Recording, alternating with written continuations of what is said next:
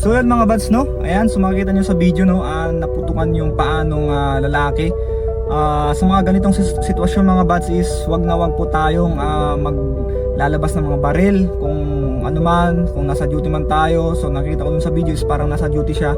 So wag na wag po nating ugaliing na maglabas ng baril tapos naka-point sa ating direction. So always point the gun to a safe place or a safe direction para maiwasan po natin ang aksidente mga buds.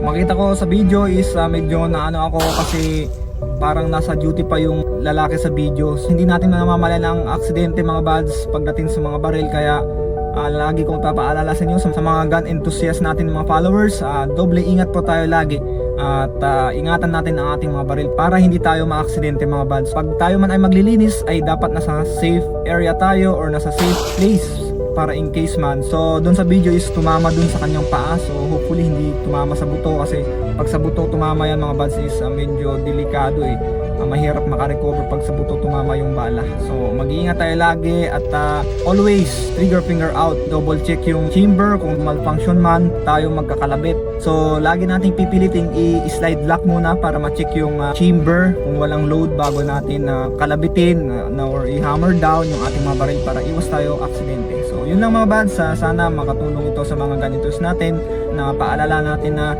lagi tayong magdoble ingat pagdating sa ating mga baril.